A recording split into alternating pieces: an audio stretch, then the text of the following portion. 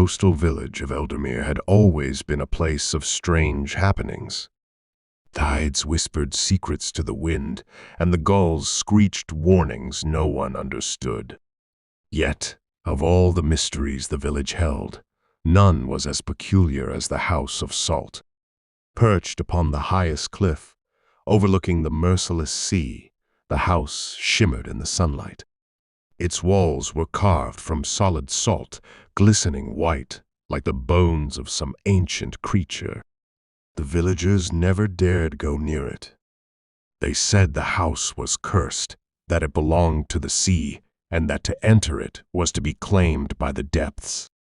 It had stood there for as long as anyone could remember, untouched by time, resistant even to the storms that battered the shore.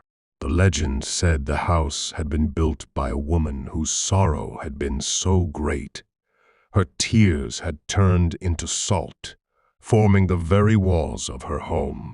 Others claimed she had made a pact with the ocean itself, exchanging her heart for eternal protection.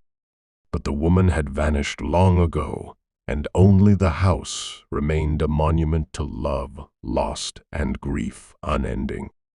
Then came Elias, a wanderer and a seeker of forgotten things.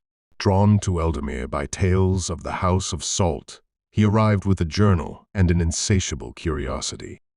The villagers warned him against setting foot near the house, their voices tinged with fear and pity. But their hushed warnings only deepened the ache in his soul, a familiar longing for mysteries he had yet to solve, for stories that had yet to be told. One evening, just as the sun melted into the horizon, Elias climbed the winding path up the cliff. The wind howled around him, carrying the scent of salt and something ancient, something mournful. A chill ran down his spine, but he pressed on, heart hammering with anticipation and unease. The crystalline door loomed before him, and with a hesitant breath, he pressed his palm against it. The door swung open at his touch, as if it had been waiting for him. Inside, the air was thick with the scent of the ocean. The walls gleamed, reflecting his own cautious steps as he moved forward. A strange ache settled in his chest, a sensation that had no name, as if he had stepped into someone else's sorrow. The furniture was crafted of salt as well, intricately carved but eerily untouched by time. A faint voice drifted through the empty halls, a woman's voice, soft yet laced with an unshakable sadness. Elias turned sharply, his breath catching in his throat. He was alone, or so he thought. The voice led him to a grand chamber, where a figure stood before a massive window overlooking the sea. She was made of mist and moonlight, her hair flowing like waves, her eyes as deep as the abyss. Loneliness clung to her like a second skin. "You have come at last," she murmured, her voice a melody of sorrow.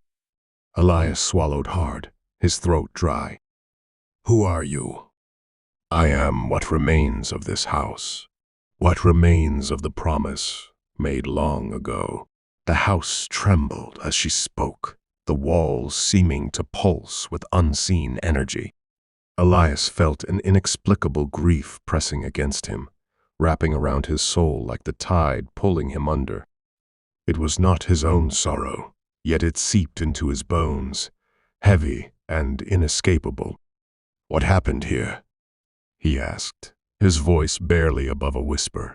She turned, her form wavering like a reflection on restless waters. "Long ago, I was betrayed. My love was taken by the sea, and in my grief, I made a vow. I built this house with my sorrow, with my tears. And so it stands, neither truly of this world nor the next. But I am bound to it, forever waiting." Elias reached out, a desperate urge to comfort her swelling in his chest.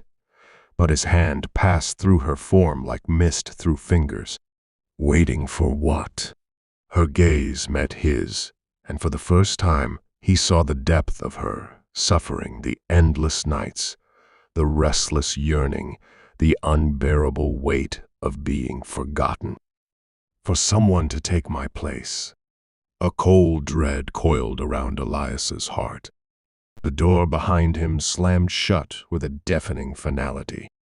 The salt walls began to shimmer, shifting like waves frozen in time. He felt the house breathe, felt its hunger, its desperation. He understood, too late, that the house was alive, that it had been waiting all these years for another soul to bear its sorrow.